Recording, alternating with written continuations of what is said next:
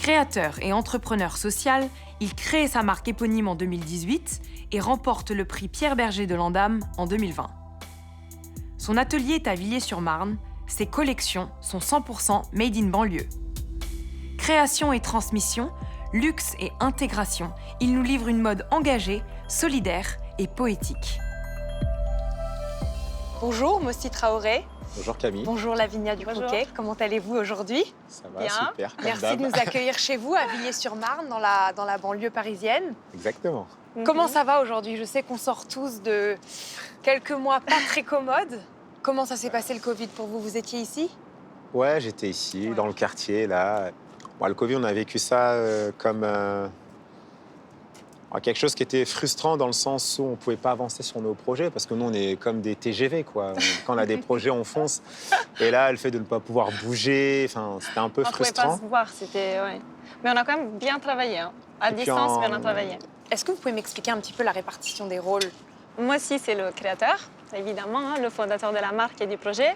Et moi, je suis la directrice de la marque. Et on s'est rencontrés sur un salon. Je m'en souviens, moi, j'étais en quête de sens, entre guillemets, mais parce que je voulais travailler pour une marque émergente éthique. On a commencé à parler et je crois que 5 heures après, on était encore en train de parler, genre 5-6 heures après, c'était fou. Et jusqu'à ce qu'ils ont dit, écoutez, nous, on ferme, en fait, il faut partir. Donc, elle a dit, bon, OK. Enfin, je m'en souviens, je lui avais dit, j'ai besoin d'une Pierre Bergette.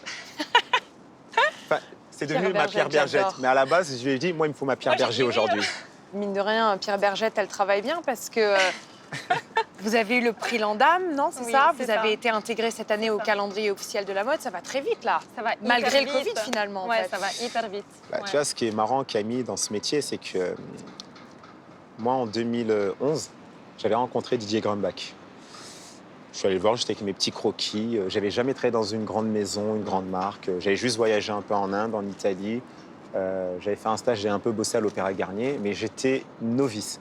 Et en fait, M. Grumbach me donne ma chance. Il me propose d'être dans le calendrier officiel. En 2 mois et demi, je devais créer une société, organiser un défilé. En plus, je voulais le faire dans une église. Et créer la collection. J'arrive à tout faire, mais je me plante. Je ne suis pas prêt.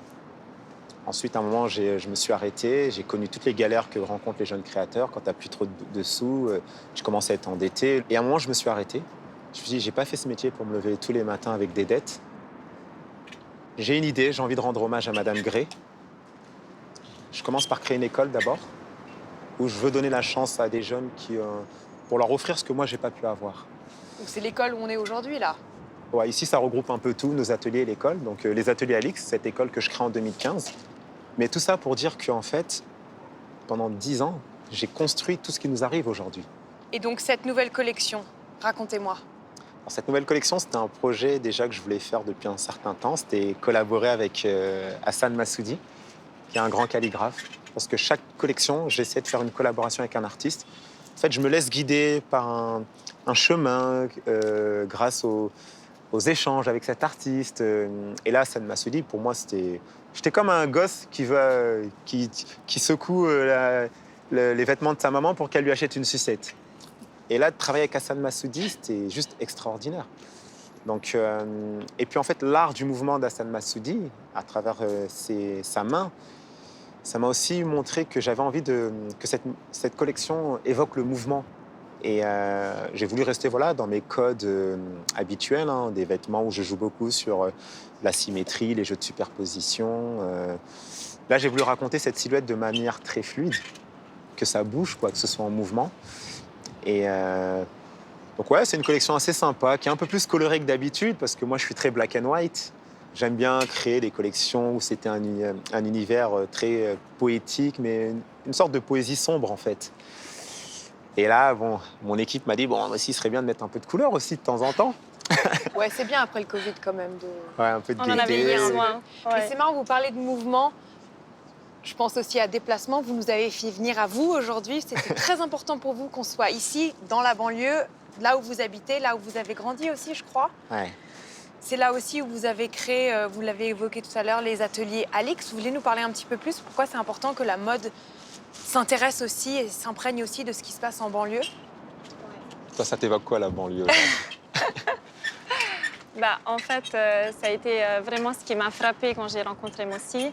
C'est l'attachement vraiment à cet ancrage qu'il a ici dans son quartier, là où il a vécu, et l'envie vraiment de mettre en avant des talents de la banlieue.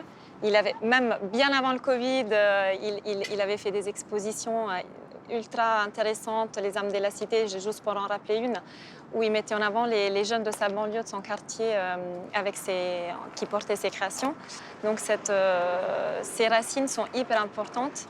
Moi, j'avais commencé sur Paris. Mes premiers défilés, je les faisais sur Paris, dans des lieux très insolites, avenue Montaigne, le Père-Lachaise. Enfin, j'avais envie de surprendre, d'aller là où la mode n'a... J'ai toujours eu envie d'aller là où la mode n'a pas pour habitude ou vocation d'y aller. Un défilé dans un cimetière, moi, je l'ai fait il y a 7 ans. Enfin, avenue Montaigne, la mode a vocation à y passer un peu de temps quand même. Ouais, mais qu'un petit jeune de banlieue vienne faire son défilé... Non, mais tu vois, l'attention est message incroyable, aussi c'est un super message. En fait, ce message, par exemple, sur l'avenue Montaigne, c'était les jeunes créateurs existent aussi. Ouais. Même mon école, je l'avais commencé en partenariat avec des lycées de Paris. Après, c'est des lycées où il y a beaucoup de jeunes issus des quartiers prioritaires qui se rendaient. Et à un moment, je me suis dit, mais pourquoi tu te prends la tête à vouloir tout faire sur Paris? Tu as tout ce qu'il faut ici. Ma responsable d'atelier, qui était une femme coréenne, Yoonja, qui pendant 2 ans a fait des cours bénévolement pour des mamans du quartier, qui aujourd'hui travaille avec moi sur mon atelier. Je trouvais ça extraordinaire. C'est le directeur du centre social qui m'a dit, il faut que tu rencontres cette femme. Elle a le même esprit que toi. Et en fait, je me suis dit, putain, mais en banlieue, il y a des putains de talents quoi, à rencontrer. Moi, les mamans de mon quartier, j'ai envie de faire de la haute couture avec elles aujourd'hui. Je veux les former et faire de la haute couture avec elles. Parce que c'est des mamans qui m'ont vu grandir. C'est les mamans que, quand tu faisais des bêtises quand tu étais petit, qui t'engueulaient, tu disais, oh, je suis mort, elle va rentrer chez moi, elle va le dire à ma mère. Mais en fait, toute cette histoire, c'est mon histoire. Mais c'est dans l'air du temps en plus, parce que la slow fashion, comme on appelle ça, ça marche de plus en plus. L'idée d'avoir des collections qui sont créées avec soin, à la main, avec des gens justement qui sont localement très impliqués dans le développement d'une marque. C'est cool de savoir que vous allez aussi développer ce genre de choses ici. Si tu veux, par exemple, la haute couture, je l'ai vu avec mon école. J'ai récupéré plein de jeunes qui venaient de différentes écoles de mode. Il y en a très peu qui savaient coudre correctement. Donc je me suis dit, mais pourquoi la préservation de ce savoir-faire, on ne va pas la faire en banlieue maintenant? Tout le monde n'a pas envie d'aller que sur Paris. Mon école primaire, tu vois, c'est l'école qui est au bout là-bas. Quand j'étais à l'école, j'avais des amis de partout, Cambodge, Vietnam. Mon meilleur ami, c'était un Vietnamien et mon deuxième meilleur ami, c'était un Malien. En fait, c'est toute cette richesse en banlieue. Je me suis dit, mais au fait, aujourd'hui, moi aussi, ta force, elle vient de la banlieue, en fait. Donc rien ne vous disposait à la mode, a priori. Qu'est-ce qui vous a poussé à faire ça? Ça, faut pas le traduire en version malienne, sinon ma mère, elle va me tuer. En fait, moi, j'ai connu la mode, c'était en piquant des vêtements dans les grands magasins. J'étais au lycée. Je voulais être bien habillé, je voulais être beau gosse. En fait, c'est comme ça que j'ai connu la mode. Et c'est ça qui m'a donné envie de travailler dans la mode. Donc pareil, voilà, école de mode et tout. Bon, j'ai arrêté les bêtises à ce moment-là. Mon école m'a permis d'aller à la rencontre du monde. Parce que moi qui sortais de ma banlieue, où j'avais baigné dans la diversité, là, cette fois-ci, j'arrivais et je rencontrais des jeunes qui venaient du Brésil, de Corée, du Japon, de Chine. Comment est-ce qu'on se fait connaître alors quand on est un jeune créateur comme vous? On n'a pas les contacts, on n'a pas le network, on n'a pas le piston. Comment ça marche alors? Pour toi, c'est comment ça marche? Il faut rien lâcher.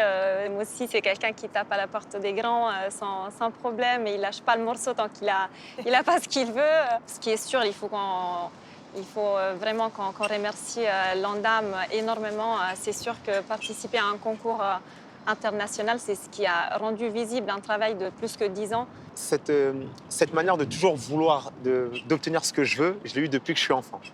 J'étais peut-être chez moi le plus relou de mes frères et sœurs, qui était le plus insistant quand il veut quelque chose. Et en fait, ça, je l'ai gardé aussi dans la mode. C'est que, par exemple, de se dire, je vais faire un défilé dans un cimetière, ça m'a animé. Et je me suis dit, je vais le faire. Et moi, je pense qu'aujourd'hui, c'est que dans ma manière d'agir, j'ai rencontré des belles âmes qui parfois peuvent être touchées par ta volonté, ton état d'esprit. J'ai fait des projets où... c'est vrai, quand tu es jeune créateur, pour moi, quand tu n'as pas l'argent, tu as les idées.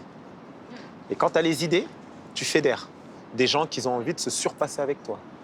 Enfin, quand je dis aux gens, on va faire un défilé dans un cimetière, au début, ils me regardent tous. C'est une blague. Est-ce qu'il y a quelque chose que vous détestez dans la mode? Waouh. Des choses que... Oui. oula. Beaucoup de choses. La question qui tue, je pense que la liste. Qu'est-ce que je déteste dans la mode? Quand moi-même j'ai des rêves et que j'ai un projet de dingue et que pour des raisons un peu gnangnan, on me refuse, ça me fait chier. Ou j'aime bien les gens positifs. C'est-à-dire que quelqu'un qui est négatif, tu lui parles d'un projet tout de suite. Non mais laisse tomber, ça va pas marcher. Enfin, ça rentre là, ça sort tout de suite. On a une tradition pendant ces fashion portraits de vous demander de nous amener quelque chose qui vous est cher au cœur. Donc j'aimerais savoir quelle est votre pièce rapportée. Surprise. Ça a été dur, hein, parce qu'il y avait plein de choses, mais ça c'est mon amour, ça c'est ma passion. C'est un DVD Bollywood, parce que je suis un grand passionné de Bollywood. Et Shah Rukh Khan, Aishwarya Rai. Qu'est-ce que c'est pour les gens qui ne connaissent pas Bollywood? Alors Bollywood, c'est une industrie du cinéma indien, parce que l'Inde, il y a plusieurs courants cinématographiques. Mais voilà, Bollywood, c'est le film, tu regardes 3 heures en famille, des fois tu as envie de pleurer, des fois tu fais des commentaires. Mais pendant 3 heures, voilà, tu oublies tous tes soucis, tu te mets à rêver. Ça danse beaucoup aussi, non? Ça danse, Ouais. t'as envie d'être amoureux. C'est le héros qui vient avec un cheval dans l'aéroport et qui vient chercher sa bien-aimée. J'ai grandi avec ça, en fait. Merci beaucoup. Merci plaisir. beaucoup. Merci.